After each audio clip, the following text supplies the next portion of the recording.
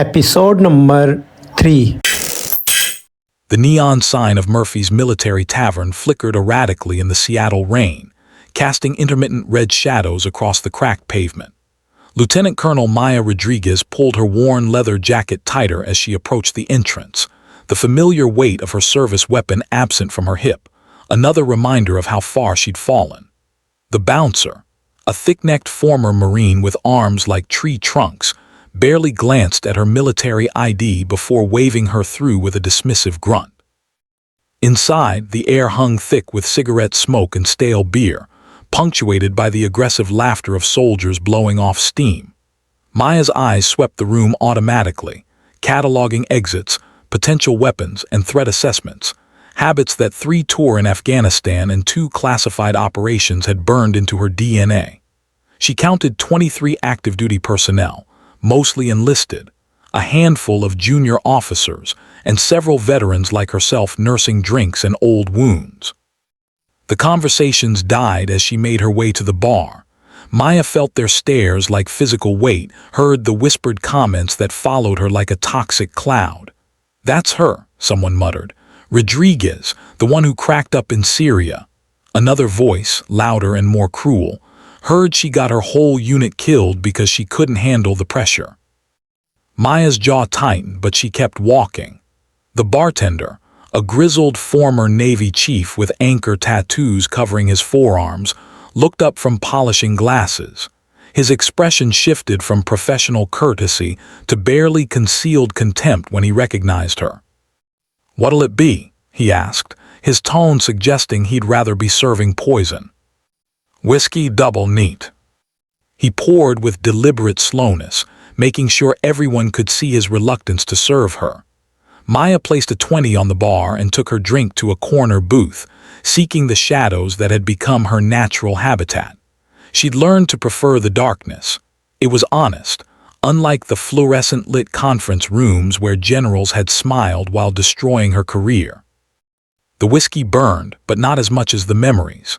Syria, the mission that officially never happened, the explosion that killed 6 good soldiers and left her with a medical discharge, a handful of pills for PTSD, and a reputation as a commander who'd lost her nerve at the worst possible moment. What the review board didn't know, what they couldn't know, was that Maya had been following direct orders from someone so far up the chain of command that his name existed only in classified files. She touched the small emblem hidden beneath her collar, feeling its familiar edges through the fabric. Most people assumed it was just another ribbon or medal, if they noticed it at all. The geometric design meant nothing to casual observers, a simple interlocking pattern that could have been purchased at any military surplus store. But Maya knew better.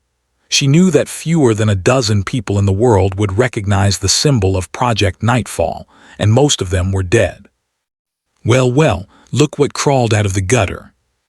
Maya looked up to see Sergeant First Class Danny Morrison approaching her table, flanked by 2 younger soldiers she didn't recognize.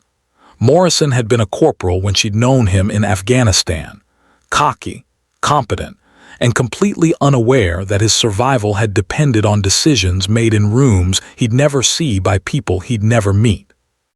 "Morrison," she acknowledged, keeping her voice neutral. "It's Sergeant Morrison to you, ma'am," he said, emphasizing the last word like a curse. "Though I guess rank doesn't mean much when you're washed up and drinking alone in a dive bar." The 2 soldiers with him laughed, emboldened by their leader's aggression. Maya recognized the type, young, eager to prove themselves, and stupid enough to mistake cruelty for strength. She'd commanded dozens like them, had watched some grow into real soldiers and others get themselves killed through sheer arrogance. "You know what I heard," Morrison continued, sliding uninvited into the booth across from her.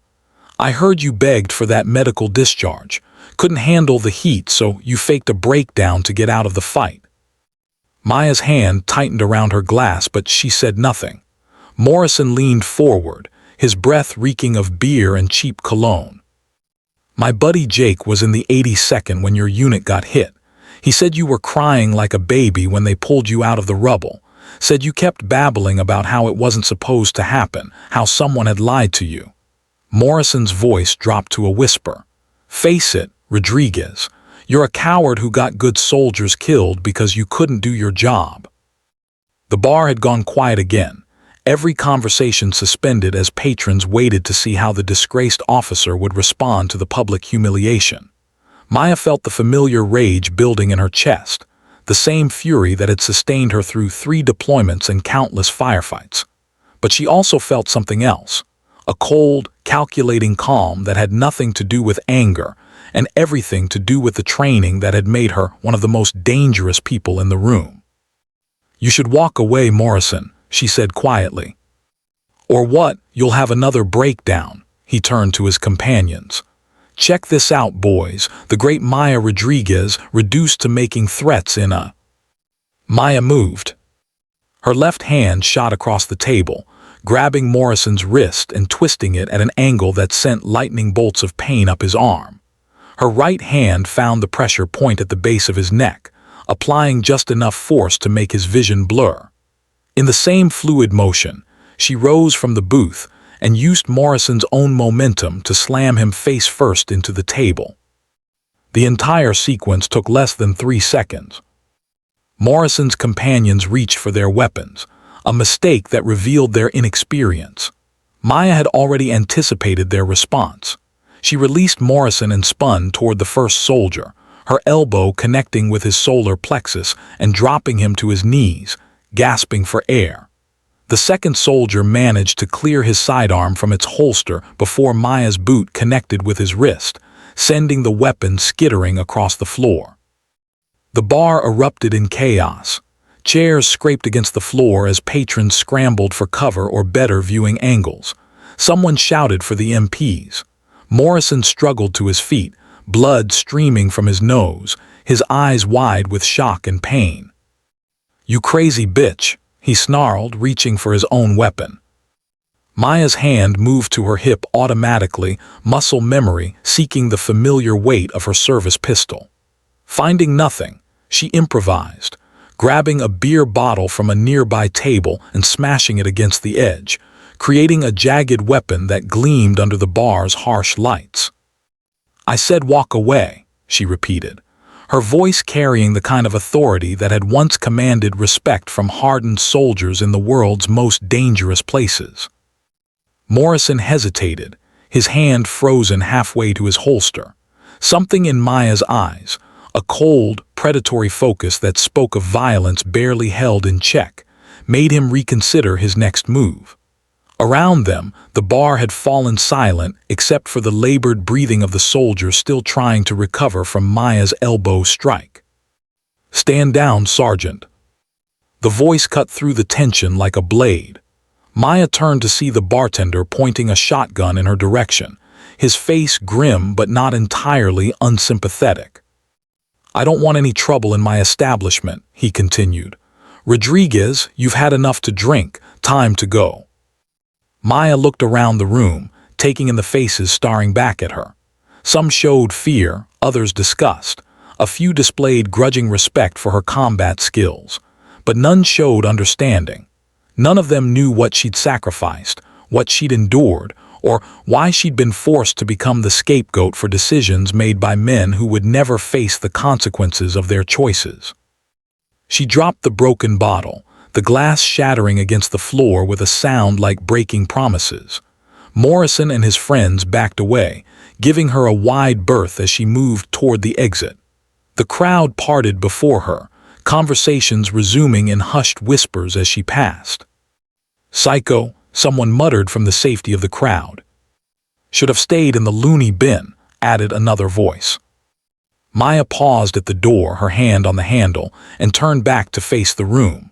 For a moment, she considered telling them the truth, about the mission that had saved thousands of lives, about the cover-up that had destroyed her career, about the emblem she wore that marked her as one of the most elite soldiers in American history. But she knew they wouldn't believe her. The truth was classified at levels that didn't officially exist, protected by men who would kill to keep their secrets safe. Instead, she simply said, "You have no idea what real soldiers look like." The door slammed behind her with a finality that echoed through the sudden silence of the bar. Outside, the Seattle rain had intensified, turning the streets into rivers of reflected neon and broken dreams. Maya pulled her jacket tighter and started walking, her footsteps echoing off the wet pavement. She didn't notice the black sedan that had been parked across the street for the past hour, or the figure in the general's uniform who stepped out as she emerged from the bar.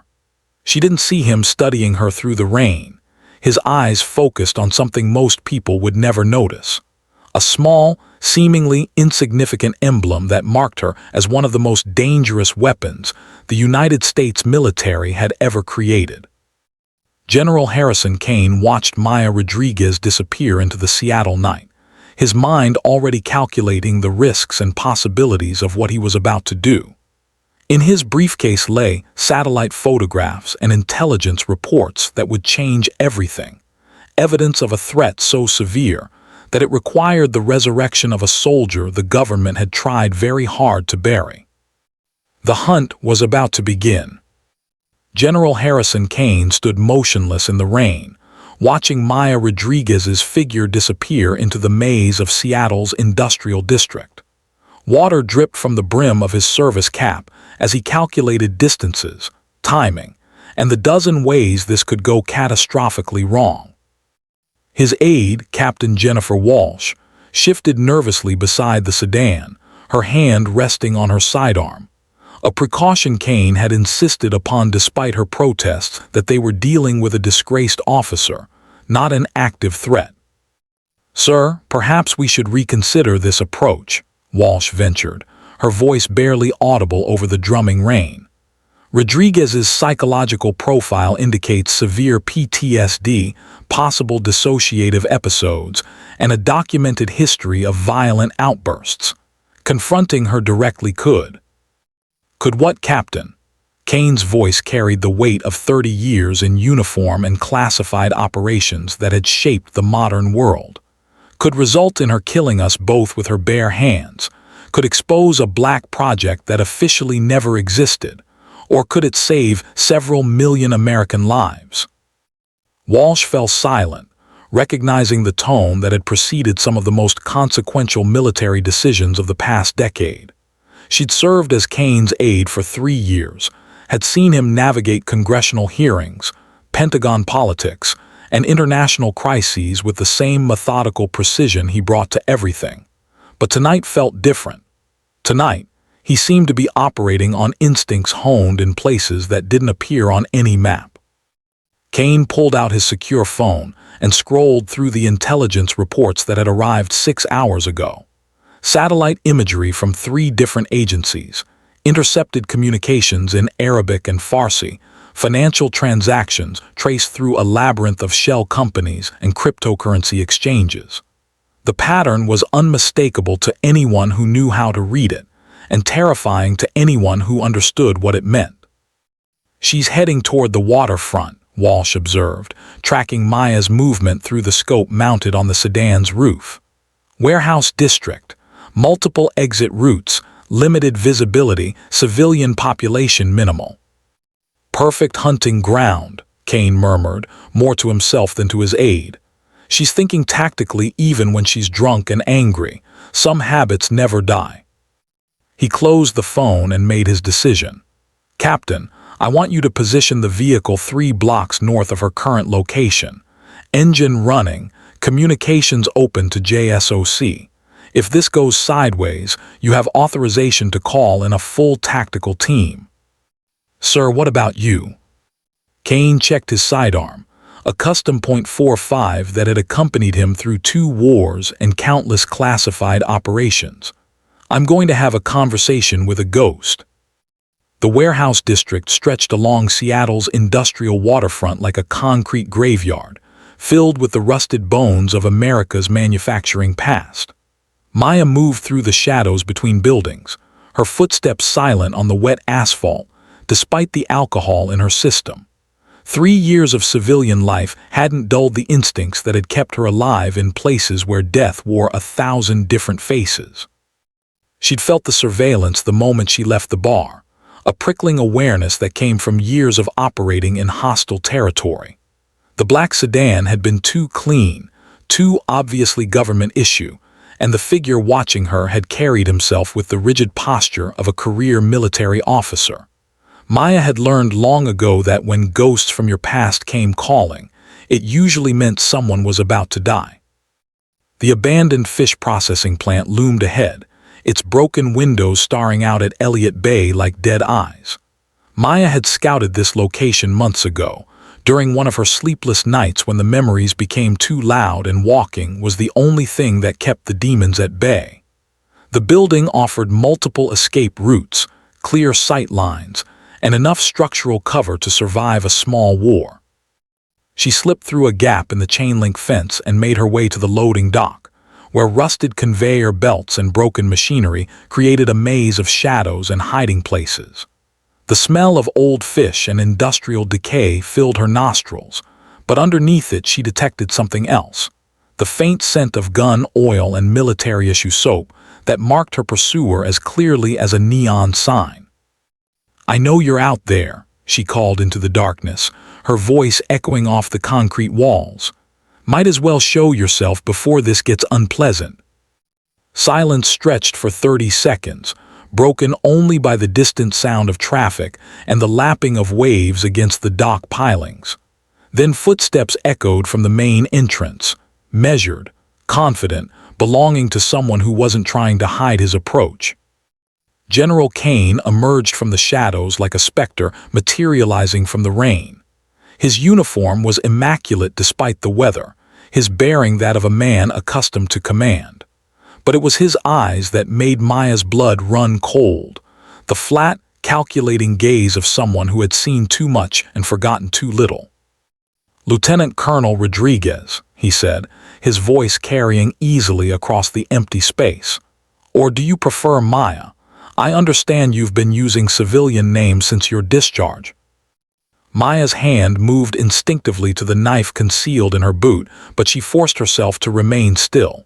"Depends on who's asking, and you are." General Harrison Kane, Joint Special Operations Command.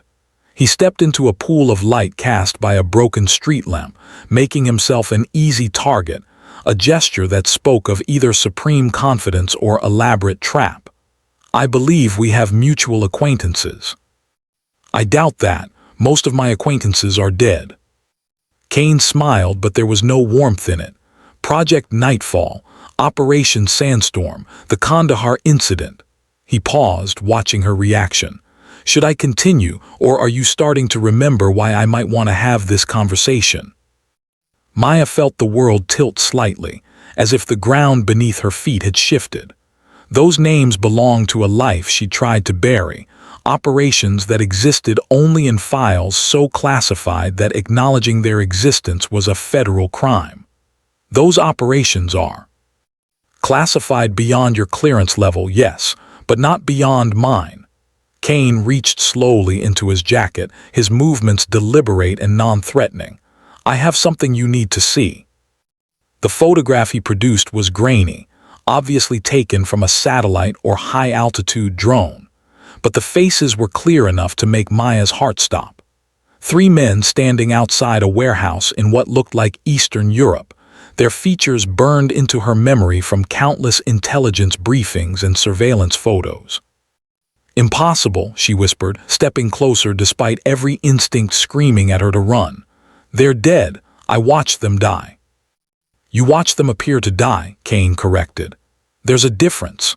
Khalil Hassan, Dmitry Volkov, and Ahmed al-Rashid, the unholy trinity of international terrorism, supposedly killed in a drone strike 18 months ago, except they weren't in that building when the missiles hit." Maya stared at the photograph, her mind racing through the implications. These weren't random terrorists. They were the architects of a network that spanned 3 continents, responsible for attacks that had killed thousands of innocent people. The operation that had supposedly eliminated them had been her last mission, the one that had ended with an explosion, 6 dead soldiers, and her own disgrace. "Where was this taken?" she asked, her voice barely above a whisper. "Prague, 4 days ago." Kane produced a second photograph, this one showing the same three men entering what appeared to be a high-end hotel. They're not hiding anymore, Maya.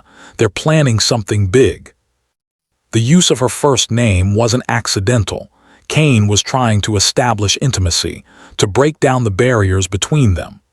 Maya recognized the technique because she'd used it herself in interrogations and recruitment operations.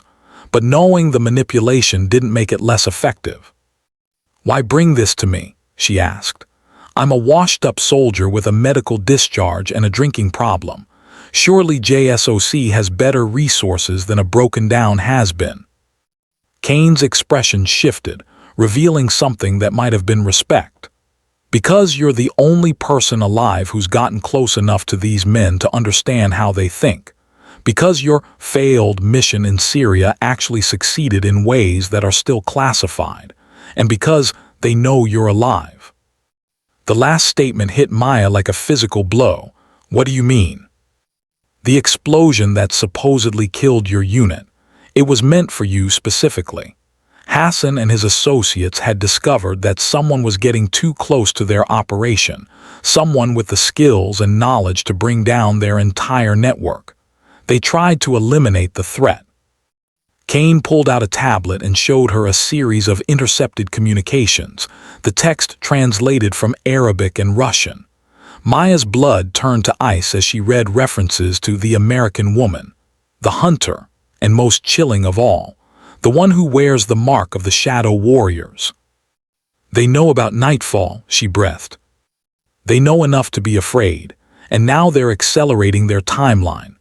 Kane swiped to a new screen showing financial transactions, shipping manifests, and travel records. "We've been tracking unusual activity for the past 6 months. Large cash transfers, purchases of industrial equipment, movement of personnel from known terrorist cells. It all points to something massive." Maya studied the data, her analytical mind automatically processing patterns and connections.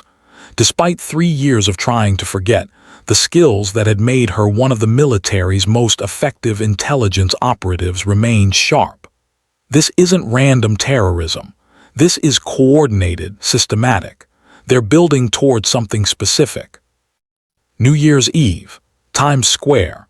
Approximately 2 million people in a confined area with limited evacuation routes and maximum media coverage. Kane's voice was flat, professional, but Maya could hear the underlying tension. "We have credible intelligence suggesting they've acquired radiological material, enough to turn Manhattan into a dead zone for the next 50 years. The warehouse fell silent except for the sound of rain drumming against the broken roof. Maya felt the familiar weight of responsibility settling on her shoulders, the burden that had driven her through countless missions in the world's most dangerous places. But this time was different. This time, it was personal. "You said they know I'm alive," she said finally. "That means this isn't just about stopping an attack. They're using the threat to draw me out." Kane nodded grimly. "We believe so. The intelligence we've gathered suggests they're as interested in eliminating you as they are in carrying out their attack. 2 birds, 1 stone. And you want me to walk into their trap. I want you to spring it on your terms instead of theirs." Kane stepped closer, his voice dropping to barely above a whisper. "Maya, these men have been planning this for 3 years.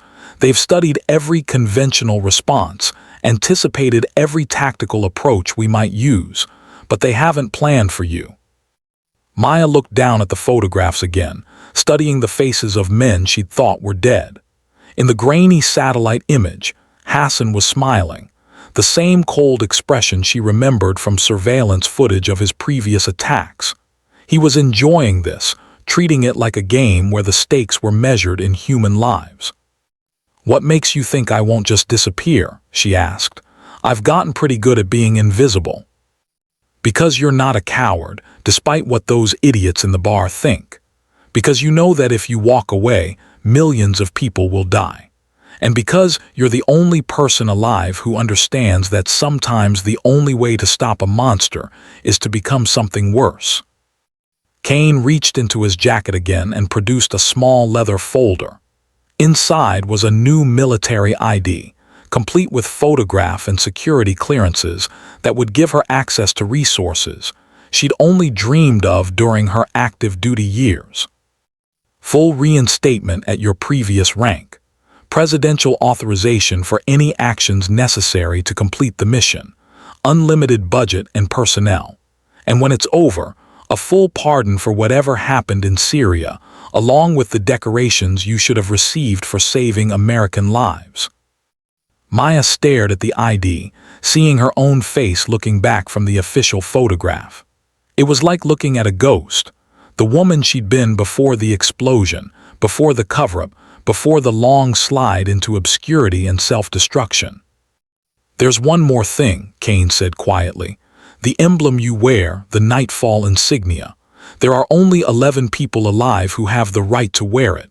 As of yesterday, that number dropped to 10. Maya's hand moved instinctively to her collar, feeling the small metal pin through the fabric. Who? Colonel Sarah Mitchell, found dead in her apartment in Arlington 3 days ago. Apparent suicide, except Sarah was left-handed and the gun was in her right hand. The local police are calling it an open and shut case, but we know better." The implications hit Maya like a sledgehammer. If Hassan and his associates were systematically eliminating Nightfall operatives, it meant they had access to information that should have been impossible to obtain. It meant there was a leak somewhere in the highest levels of American intelligence. And it meant that everyone she'd ever served with was now a target. "How long do I have?" she asked. Kane checked his watch. 71 hours and 36 minutes until the ball drops in Times Square. But if our intelligence is correct, they'll move earlier, probably during the preliminary celebrations when security is focused on crowd control rather than threat assessment. Maya closed the leather folder and slipped it into her jacket pocket. The weight of it felt familiar, like putting on an old uniform that still fit perfectly despite the years that had passed. "I'll need a team." Already assembled, the best operators from Delta, SEAL Team 6 and CIA Special Activities Division. All volunteers, all with top-secret clearances, all ready to follow your lead. "No," Maya's voice was firm, final. "No team. This is personal now, and teams get people killed when things go personal. I work alone." Kane frowned. "Maya, these aren't street thugs or amateur terrorists. Hassan's network includes former Spetsnaz operators, ex-SAS mercenaries, and at least a dozen other professionals who are very good at killing people. Going in alone is suicide." Maya smiled for the first time since entering the warehouse, and Kane felt a chill run down his spine. It was the smile of a predator who had just caught the scent of prey. "General, you came looking for the woman who earned the right to wear this emblem," she said, touching the hidden pin at her collar. "You found her. Now let me do what I was trained to do." As she walked toward the warehouse exit, Kane called after her.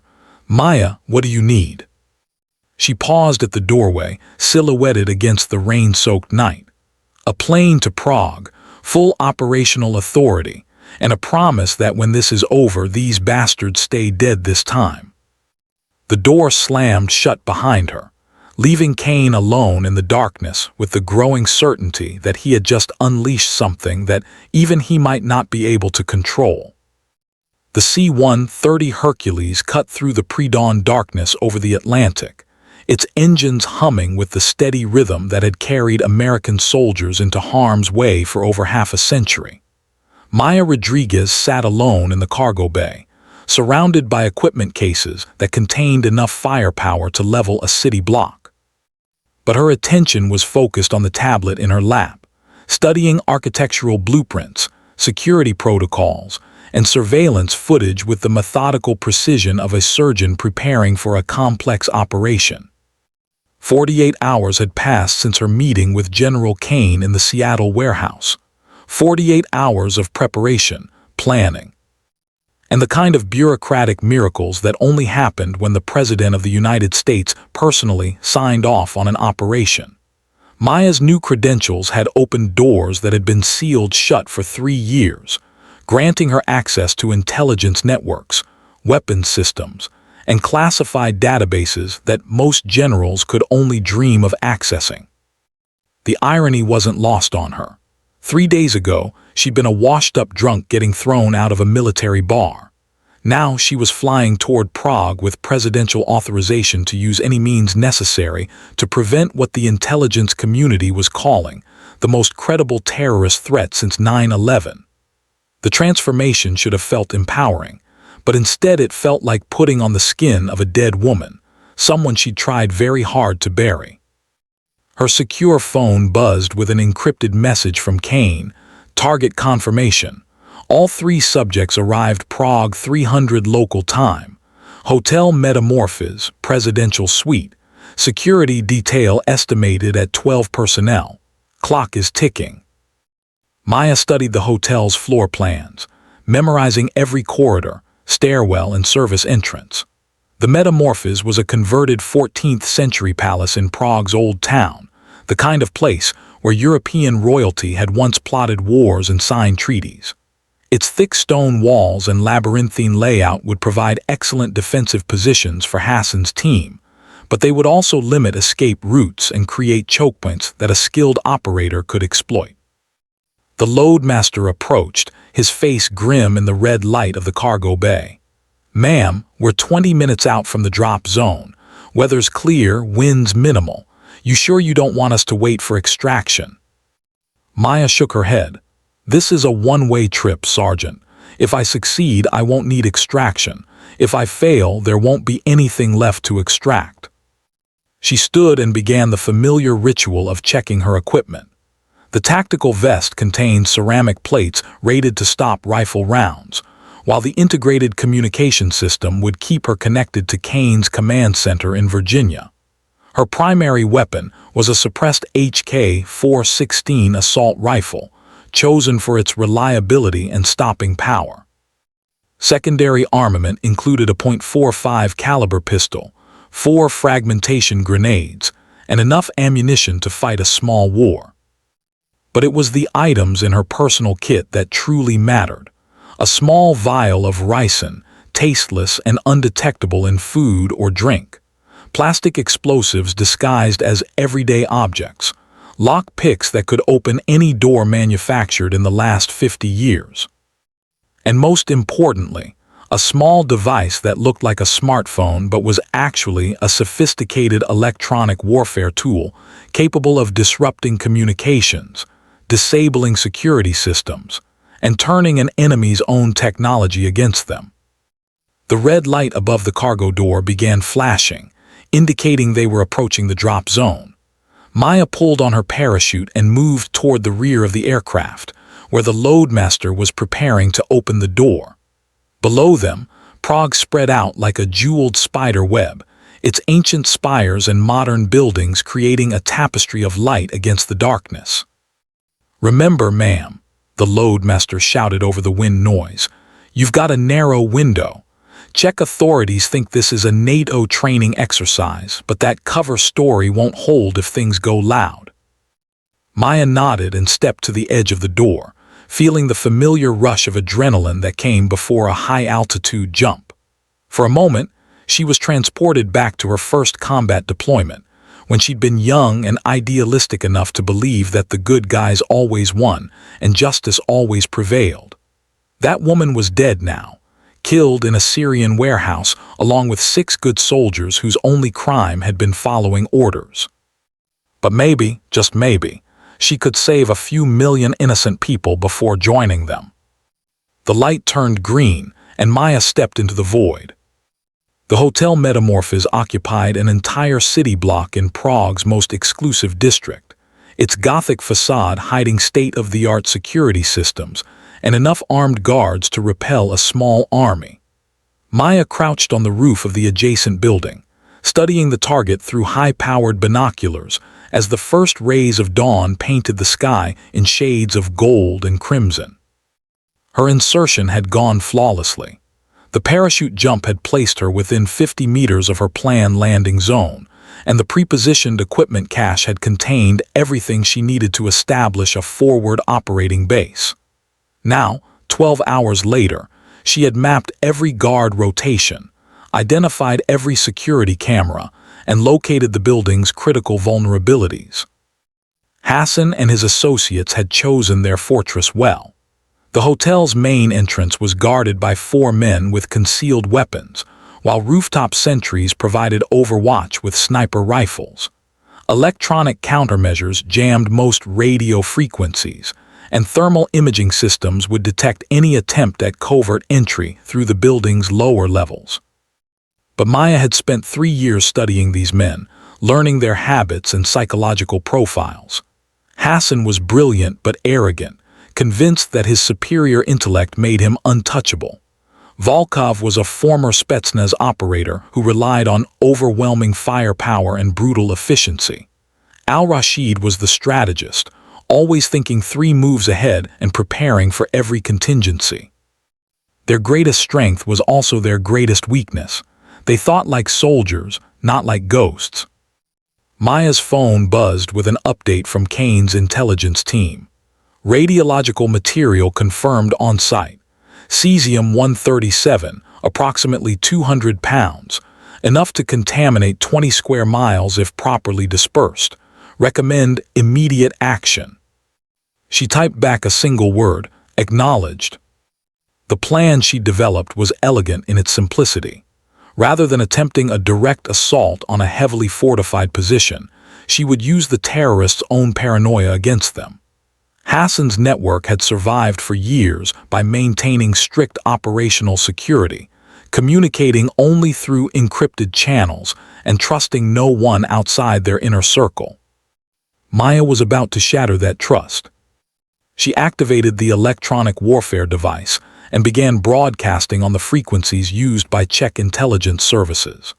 The messages were carefully crafted to suggest that Hassan's location had been compromised, that a joint CIA-Mossad operation was preparing to storm the hotel within the hour. To anyone monitoring the communications, it would appear that a massive security breach had occurred. The response was immediate. Through her binoculars, Maya watched as the hotel's security team shifted into high alert mode. Guards abandoned their posts to establish new defensive positions, while others began evacuating equipment from the upper floors. The careful choreography of their security plan dissolved into barely controlled chaos. Phase 2 began 15 minutes later.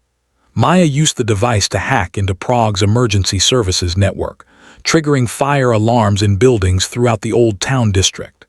Within minutes, the streets were filled with fire trucks, police cars, and ambulances responding to dozens of false alarms. The noise and confusion would mask any sounds from the hotel, while the emergency response would tie up local authorities for hours. Now came the dangerous part. Maya rappelled down the side of the adjacent building and crossed to the hotel through a maintenance tunnel that connected the 2 structures. The tunnel was unguarded, an oversight that spoke to Hassan's overconfidence in his electronic security measures. She emerged in the hotel's basement, where the building's mechanical systems hummed with quiet efficiency. The radiological material would be stored somewhere with minimal foot traffic, but easy access for transport. Maya's money was on the hotel's wine cellar, a climate-controlled vault that would provide natural shielding while remaining accessible through the service elevators. She was right. The Cesium-137 was contained in lead-lined cases stacked against the far wall of the wine cellar, each one marked with radiation warning symbols and Cyrillic text. Enough radioactive material to turn Times Square into a dead zone for the next century, casually stored next to bottles of vintage Bordeaux, worth more than most people's annual salaries.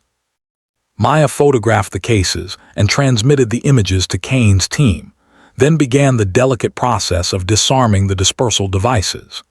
Each case contained not just radioactive material, but sophisticated timing mechanisms and explosive charges designed to scatter the cesium across the widest possible area. Disabling them required the kind of technical expertise that came from years of training in explosive ordnance disposal. She was halfway through the process when she heard footsteps in the corridor outside. Maya drew her pistol and pressed herself against the wall beside the door, controlling her breathing as the footsteps approached. Two men, moving with the careful precision of trained operators. They paused outside the wine cellar, and she heard the distinctive sound of weapons being readied. "Check the vault," one of them said in accented English. "Hassan wants confirmation that the packages are secure." The door opened slowly, and Maya struck. Her first shot took the lead man in the center of his forehead, dropping him instantly. The second man managed to raise his rifle before Maya's second shot punched through his throat, sending him crashing into a rack of wine bottles. The sound of breaking glass echoed through the basement like a crystal symphony, but Maya was already moving.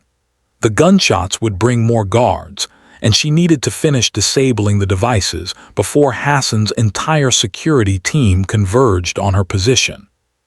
Her hands moved with practiced efficiency, cutting wires and removing detonators with the steady precision of a surgeon.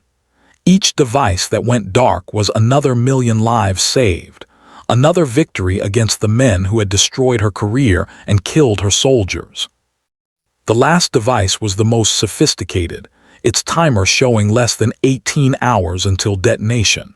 Maya studied the mechanism, recognizing the handiwork of a bomb maker she'd encountered in Afghanistan.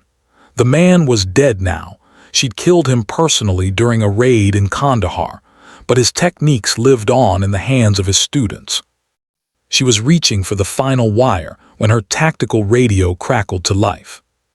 Well, the famous Maya Rodriguez, risen from the dead to play hero one last time.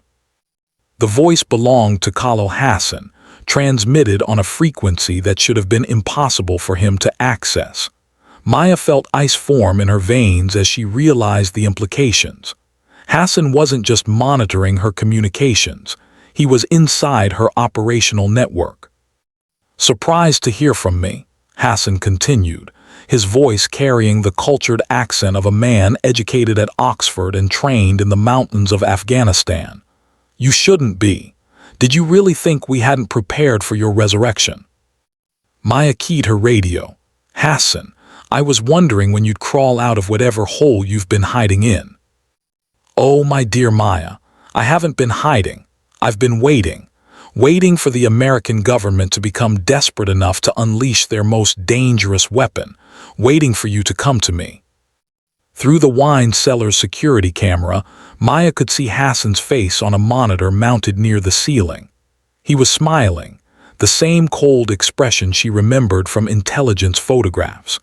Behind him stood Volkov and Al-Rashid, along with at least 6 other men she didn't recognize. "You see," Hassan continued, "your government made a critical error when they faked your death in Syria. They assumed that eliminating you would end the threat you posed to our operations, but they failed to understand that you were never the real threat." Maya's blood turned to ice as the implications hit her. The Emblem. Precisely. Project Nightfall wasn't just a military unit, it was a symbol.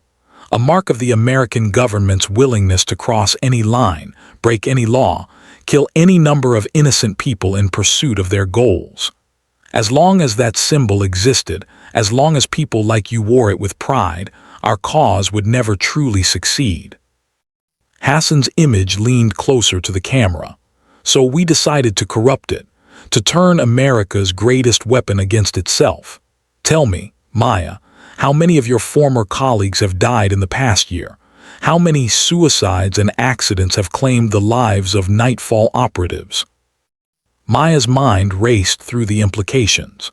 If Hassan was telling the truth, then the systematic elimination of Nightfall personnel wasn't just about removing threats. It was about psychological warfare on a scale she'd never imagined.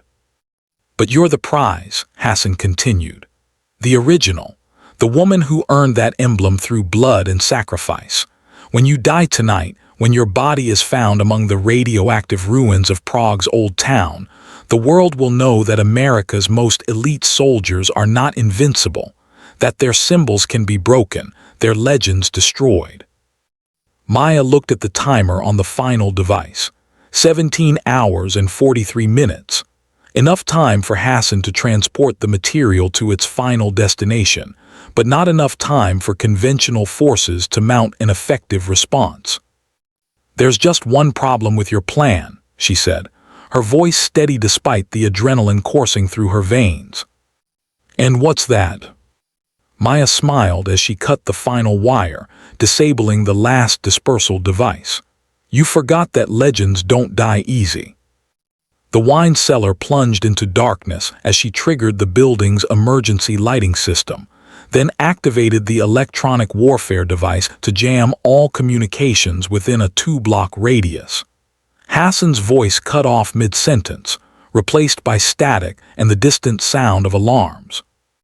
Maya moved through the darkness like a ghost, her night vision goggles turning the basement into a green-tinted maze of corridors and storage rooms. She could hear Hassan's men moving through the building above her, their heavy footsteps and shouted commands revealing their positions as clearly as if they were carrying flares. The hunt had begun, but this time, Maya was the predator. She emerged from the basement through a service elevator, finding herself in the hotel's main kitchen. The room was empty except for the lingering smell of expensive food and the soft hum of industrial refrigeration units. Through the service windows, she could see into the main dining room, where Hassan's security team was establishing defensive positions. Maya counted 12 men, all armed with automatic weapons and wearing tactical gear that marked them as professionals. But they were thinking like soldiers, establishing fields of fire and creating overlapping zones of coverage. They were preparing to fight an army, not a single operator who had spent 3 years learning to become invisible.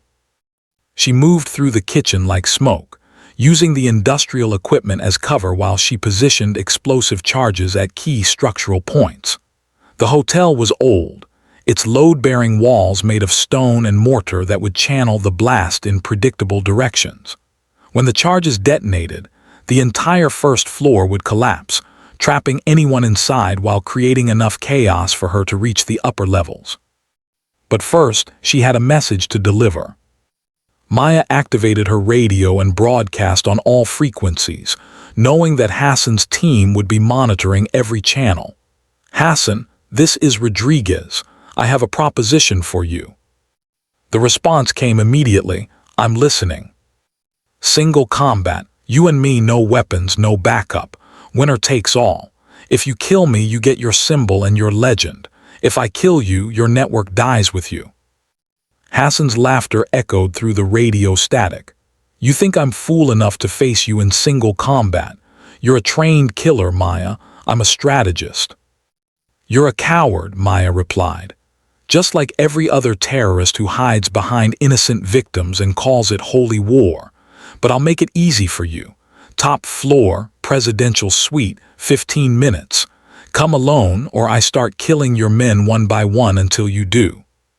She cut the transmission and began moving toward the service stairs, knowing that Hassan's pride would force him to accept the challenge. Men like him couldn't resist the opportunity to prove their superiority, especially when the stakes were measured in legend and legacy. The climb to the top floor took 8 minutes, during which Maya encountered and eliminated 3 guards with silent efficiency. Each kill was clean, professional, designed to send a message to anyone who found the bodies. Death had come to the hotel metamorphose, and it wore the face of a woman the world had forgotten. The presidential suite occupied the entire top floor, its windows offering panoramic views of Prague's ancient skyline. Maya entered through the service entrance, her weapon ready, her senses alert for any sign of ambush. The suite was decorated in the style of European royalty, with antique furniture and priceless artwork that spoke of wealth beyond imagination. Hassan was waiting for her in the main sitting room, standing beside a window that looked out over the city he planned to terrorize. He was smaller than she'd expected, a thin man in his 50s with the soft hands of someone who had never done manual labor. But his eyes held the cold intelligence that had made him one of the world's most wanted terrorists. You came, he said. Turning to face her, I wasn't certain you would. I keep my promises, Maya replied, keeping her weapon trained on his center mass. Where are Volkov and Al-Rashid? Gone, evacuated when you began your assault. They'll carry on our work even if I fall here tonight. Hassan smiled. But I don't intend to fall. He raised his hand slowly, showing that he was unarmed. You wanted single combat, Maya. Here I am. Maya studied his face, looking for signs of deception. Hassan was many things, brilliant, ruthless, completely without conscience, but he wasn't a physical fighter. The challenge made no sense unless. She dove to the side just as the sniper's bullet shattered the window behind her, the high-velocity round passing through the space where her head had been a split second earlier. Hassan was already moving, pulling a concealed pistol from beneath his jacket as Maya rolled behind an antique sofa. Die,